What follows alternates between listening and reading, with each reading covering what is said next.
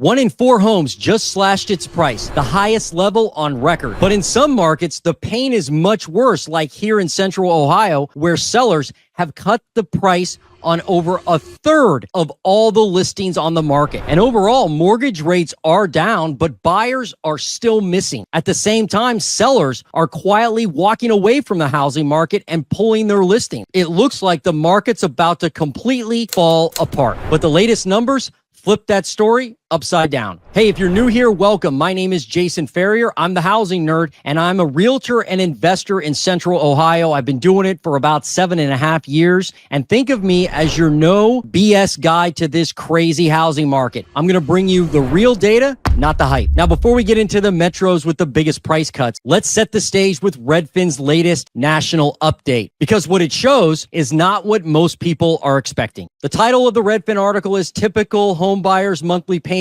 Down More Than $200 from the May peak, with September's anticipated interest rate cut already priced in. Now, one of the things that Redfin highlights this week is the fact that mortgage payments are now $200 lower than they were in May of this year. And that's the 12th consecutive week that payments have dropped or stayed flat. And those payments drop because mortgage rates are lower, but home prices haven't really dropped that much. We'll get to that in a minute. Right now, they're saying the 30-year mortgage rate is 6.53%. I checked this morning on Mortgage News Daily, and I think it was 6.58%. But that lower rate essentially means that buyers are making a lower payment on their mortgage, $200 lower according to Redfin, and they gain $20,000 in purchasing power. So I've got a question for you. Do you think this $200 drop in mortgage payments is going to cause a surge of demand in the housing market? A better question is, would you run out and buy a house, or will you run out and buy a house because mortgage rates now are a few percentage points lower? Now, this part's a little maddening because Redfin's head of economic research basically says, hey, if you're a buyer and you're going to wait to buy a home because you think rates are going to come down, you could miss a small window of opportunity because the anticipated rate cuts from the Fed are already priced into mortgage rates. But it's maddening, even as a realtor, to hear this, because this economic lead at Redfin is basically saying, hey, don't wait. You should buy now. I never advise rushing into a home purchase. Horrible idea. And is the $200 a month really going to make a hill of beans to people when it comes to buying a $400,000 home? I don't know. Let me know what you think. Now, here's what's weird. The lower mortgage rates have translated into more buying demand on paper because mortgage purchase applications are up 17% year over year and up 1% week over week. So you have more people applying for mortgages than you did last year. At the same time, touring activity, the people that are actually seeing homes and going through them with agents or going through open houses, those numbers are up as well. So you have more people actually seeing homes than last year. So you got more people out there looking at homes and applying for mortgages. Here's where it gets weird though, because pending sales are actually down year over year. So all that activity on paper has not translated into actual people pulling the trigger, signing the dotted line, and purchasing a home. The median sale price is also telling a split story because it's still elevated at $396,000. And while that's down $2,500 from the all-time high, it's still up 2% year over year. So many people thought in 2024, the median home price would fall year over year. And they certainly thought it would happen in 2025. But so far, hasn't happened. In fact, if you look at the top 50 U.S. metros throughout the U.S., only 10 had year-over-year price declines, meaning that 40 of the 50 had price increases year over year. So the majority of the largest metros across the U.S. now have higher home prices in 2025 than they did in 2024. Comment below. Does that surprise you? Now let's take a look at the supply side of the equation because that's really important. New listings of homes for sale is sluggish, only up 1% year over year. So sellers aren't rushing to the housing market to list their home. And here's the real shock. Active listings of homes for sale are falling. We're losing homes on the market when we should be gaining them. Remember the beginning of the year when active listings were exploding? That story has completely flipped. Let me read you a comment from one of my viewers because it nails exactly why all this is happening with inventory. I would like to sell. However, my interest rate is low and my equity is lower than I would need for a down payment, lower than when I bought the house. To have a mortgage payment I can actually afford. I'm stuck.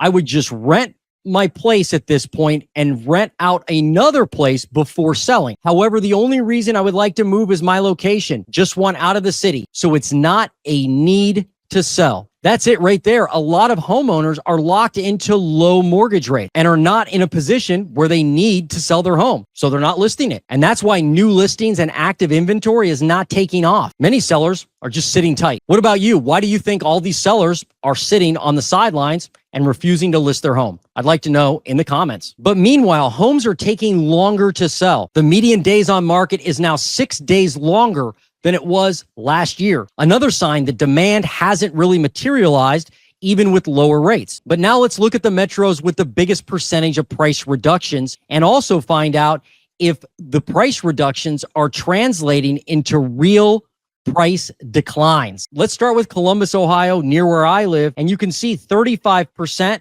of all listings have had a price cut in July, and that's an all-time high. But what about real home prices? Are those falling or not? Let's find out. Staying with Redfin data, you can see that the median sale price in Columbus is now $354,000. That's up 2% year over year. But prices in Columbus, the median sale price is still up year over year, hasn't fallen yet, really, and hasn't crashed by any means. The next city we're going to look at is Cleveland, Ohio. They have 28% of all listings with a price cut. Lower than Columbus, but higher than the national average. What about sale prices in Cleveland? How are those doing? Well, they are up 13% year over year for home prices in Cleveland, Ohio. Just crazy. $261,000.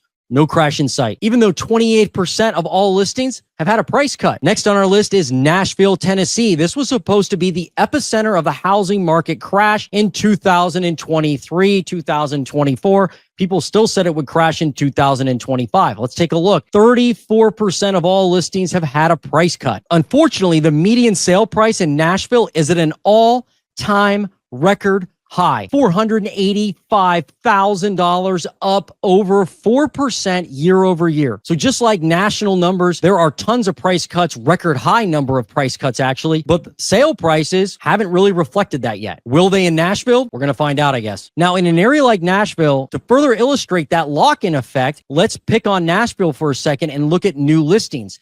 They are down, not up, down 0.7% year over year. So despite everything going on in the economy and the housing market, and despite what you may hear from mainstream media, even some YouTube pundits, people are not rushing to list their homes in Nashville. But the crazy part is buying demand's actually up there, up 2.8% year over year. Does that surprise you? Comment and let me know. This next one's crazy. Boise, Idaho, 45%, nearly half of all listings in July had a price reduction. Now, what about home prices? Have they crashed? Well, they are down from the peak. I mean, they peaked at $546,000 back in 2022. However, since the end of 2022, home prices have continued to go up there. In fact, now it's up 3% year over year, $503,000. Boise started the year at $472,000. So they're not down year to date. It's actually up in median sale price year to date, despite nearly half of all listings with a price cut in July. And similar to Nashville, look at the new listings, down 3.4% year over year. And look at the active listings. What's worse is that active inventory is now lower than it was last year. That's right. Boise, Idaho has fewer homes for sale today than they did last year on this day. Does that surprise you? Certainly surprises me. Next up is the Pacific Northwest, Portland, Oregon. Look at this. Over half, 50.3% of all listings in July with a price cut. And here's our first metro where prices are actually lower than they were last year. Basically flat, though. I mean, they're down less than 1% year over year in Portland, and they peaked this year at an all-time high of $578,000. So while they are down year over year, they're still up from the beginning of the year. That started at $540,000. But if you're hoping for continued price decline in Portland, this isn't good news.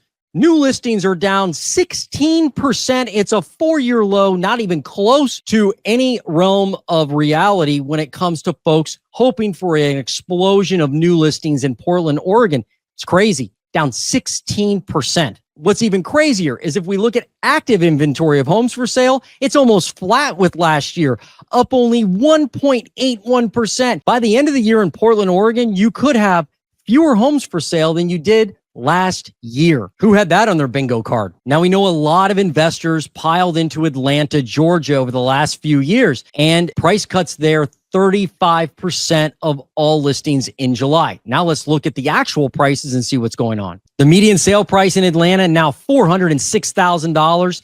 That's up 2% year over year. It started the year at $390,000, now $406,000. So prices there, not crashing. But what about inventory? Again, this is an area where a lot of Airbnb, a lot of institutional and other investor activity has taken place. And the narrative's been, hey, inventory there is exploding. There's going to be deals of your dream. Well, let's look and find out. Oh no, new listings down 7.8% year over year. So fewer people, it's actually a 4-year low of new listings. You've got no one listing their home on the market in Atlanta, Georgia. What about active listings? Those are dropping. Now 11% up year over year, but the decline, the non-seasonal decline, by the way, is very prevalent. Again, this time of year, you're going to see a lot of people typically put their home on the market and inventory grow. I mean, look at it the other years. It grew here in 2022 big time. In 2025, it's falling right now. Active inventory is falling. You could have fewer homes on the market by the end of the year in Atlanta versus last year. And folks, I know a lot of you don't want to hear this, but you have to have a huge surge in supply of homes in order to see prices drop. Another market under big pressure this year was Texas. So let's look at Houston. 32% of all active listings with a price drop in July. It's a good amount. And the median sale price down 1%. So there's a drop for you. Unfortunately, it started at $334,000. Now the median price $343,000. So the sale prices have increased since the beginning of the year, but they are down right now year over year 1% in Houston, Texas. Let's look at new listings. How's the inventory doing there? New listings of homes for sale down 8% in Houston, Texas, down 8%. Can you believe it? I can't. And active inventory is only up 8%, lower than the national average. And that active inventory is falling. And you can see it's been falling for a few weeks now. 35,377 listings back in late June. Now you've got 33,645. So why are we seeing distress in the price cuts, but no distress in the selling prices or the inventory? Well, to help us understand why we're seeing this strange conflicting data in the housing market, let's look at this article from Resi Club Analytics. And I think this paragraph sums it up. Just because a home listed for sale gets a price cut, of course, doesn't guarantee that comps in the area are falling, meaning actual sale prices. After all, there will always be some sellers who overshoot their market. And even during the height of the pandemic housing boom, when people were paying anything for homes, right? 11.4% of all homes for sale that month saw a price cut. In other words, we always have price cuts on the market. According to this data, 11% during the pandemic when people were paying anything for homes. So don't be fooled and don't be tricked into thinking all of a sudden it's a complete market on fire for buyers and they can get the deal of their dreams. Clearly they're not. Otherwise you would see median sale prices actually falling, and they're not.